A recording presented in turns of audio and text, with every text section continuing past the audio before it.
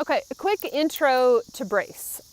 So brace can be fun and frustrating, and but it is pretty cool when you see two dogs working like in lockstep. It's pretty amazing. It's pretty fun. It has a whole bunch of different challenges, especially when it comes to conditioning, I think, because when you get a team together, they will not, absolutely will not pull evenly. All through my first team's novice, one dog did all the pulling and the other one, I don't know what she was doing. She was waving at the crowd, she was drinking tea, I don't know what, but she let him pull all 40 pounds instead of pulling her 20 and his 20 at the novice level. And so I knew that we had our work cut out for us when it came to training in open. So we can get into that later. But those of you who are just starting to do brace, one of the questions that comes up is which dog is on which side? And for me, with my first team, I solved this by watching them when I would walk them. And in the mornings, I do use flexies, and I would walk them on my neighborhood on flexi leashes, and they always took the same position. My boy was always on the left, like if I was behind, watching them right from behind, my boy was always on the left and my girl was always on the right. Always. They would, flip back and forth, but they would always end up there, and that was where they wanted to be. So when I first hooked them up, I put them where they were used to being, okay? So that is one cue. I'm not saying that's the answer, but that's a cue. For me, it panned out. The other reason it panned out, and the other thing to look for, is so I usually handle my dogs mostly in heel position, which means my dogs are on my left, okay? So I'm going to talk about it like an inside dog and an outside dog. So the inside dog is the dog that was closest to me, and the outside dog is farthest from me.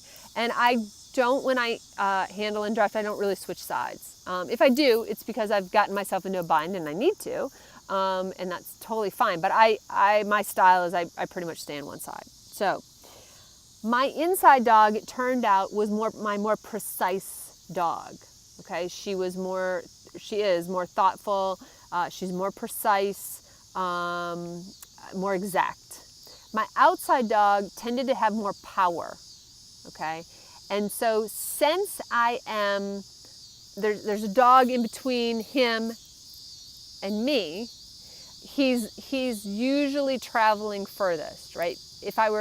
Because of how I'm handling, okay? So, because it's not just the right circle that we're going to do, but it's other times that we're handling or we're moving. He's farther from me. So I needed him to be my power dog. I also find that works, that if you have a more powerful dog, that they like to be on the outside or further away from you, okay? That can work too. The other thing is the opposite, which is to put the clingier dog next to you, or the dog that has to be next to you. And those of us with Bernese Mountain Dogs, we all probably have a clingy dog story. And so that dog might need to be next to you. But that dog might listen better, right? So that's the other thing. Whoever needs to listen better might also be on the inside. So basically, I just rattled off 4 different ways that you can tell. Either dog wants to be on the inside, dog needs to be on the inside. The more precise dog is on the inside, the more powerful dog is on the outside. Watch them walk on a leash together and see what they choose, okay? And see if they're consistent about it. If they're not consistent about it, it's not telling you anything. Don't lose sleep over it. I also, when you have your hunch, work with it for a while until you decide it's not working, okay? Because in the beginning, it's not going to feel smooth. I'm just telling you right now, if you've never done it before, it's not going to feel smooth. It's going to feel awkward. I am a big proponent, as you've learned from all the other videos in this bundle.